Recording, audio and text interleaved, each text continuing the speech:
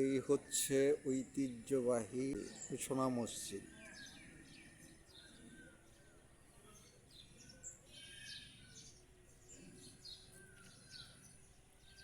এর দেয়ালগুলো সম্পূর্ণ পাথর দিয়ে তৈরি এবং খুব সুন্দর সুন্দর ডিজাইন করা।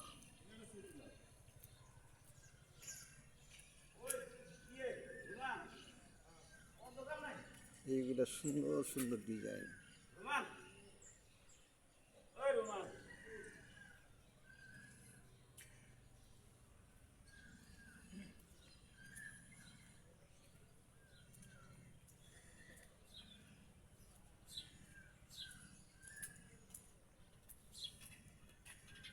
এই দেয়ালগুলো প্রায় 7 ফিটের মতো প্রশস্ত।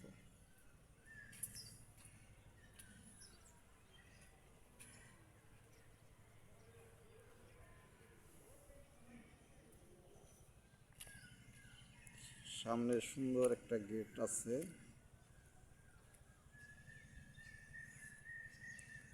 আর এইখানে বেশ কিছু কবরস্থান আছে, যেগুলো সুন্দর করে বাধাই করা।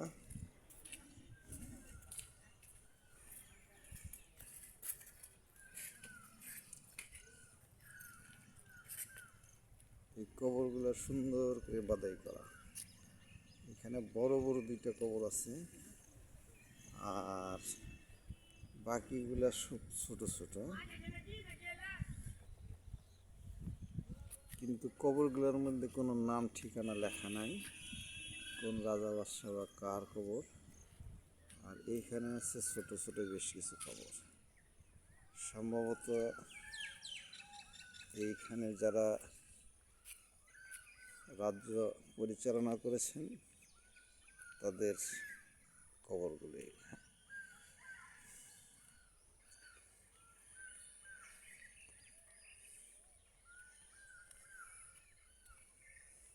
এখানে একটা কবর আছে, আর ওই দূরে দূরে বেশ কয়েকটা কবর আছে। জি, সবচেয়ে বড় ওই 2টা কবর।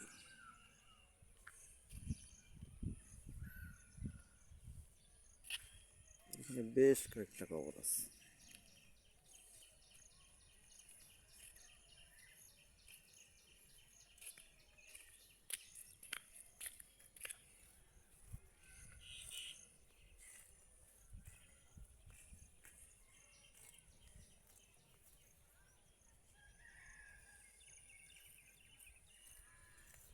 আকাশটা মেঘাচ্ছন্ন।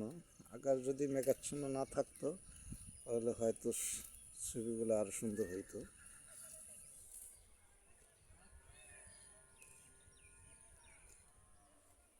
এগুলো সব কবর।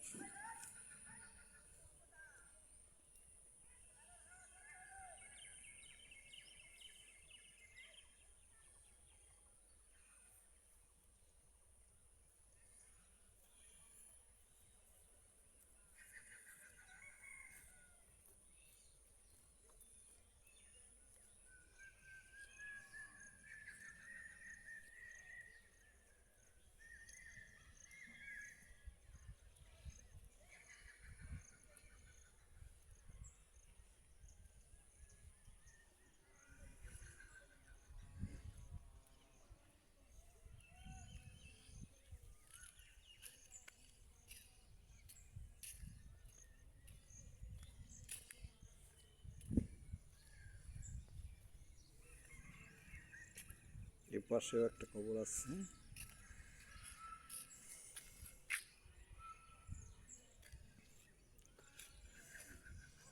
এখানে যে মসজিদটা আছে খুবই সুন্দর ছিল হয়তো এক সময়, এখনো অনেক সুন্দর, অনেক সুন্দর।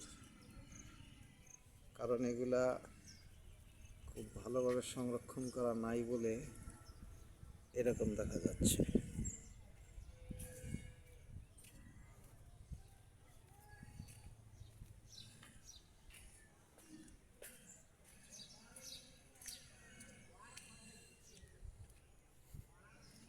এখানে দুইটা কবর আছে সম্ভবত।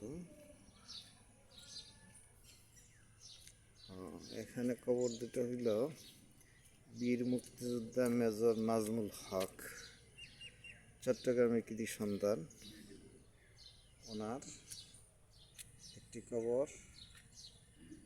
আর আরেকটা বীরশ্রেষ্ঠ ক্যাপ্টেন মহিউদ্দিন জাহাঙ্গীর, ওনাদের কবর এখানে সমাধি করা হয়েছে। আর আশেপাশের যে দৃশ্যগুলা খুবই সুন্দর।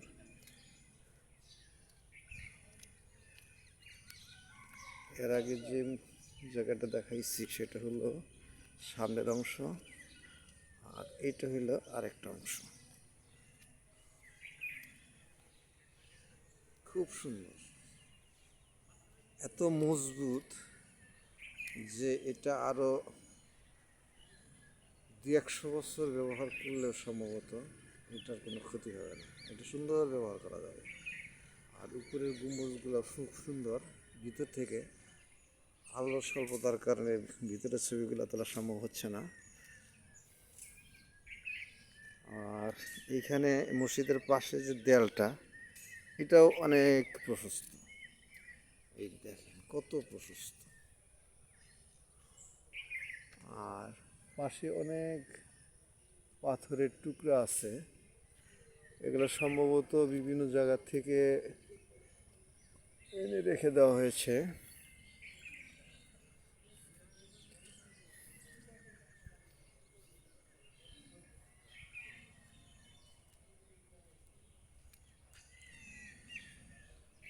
আর আমরা যারা আসছি সবাই এখানে আছে, সবাই যার যার মোবাইল থেকে ছবি ওঠানোর জন্য ব্যস্ত।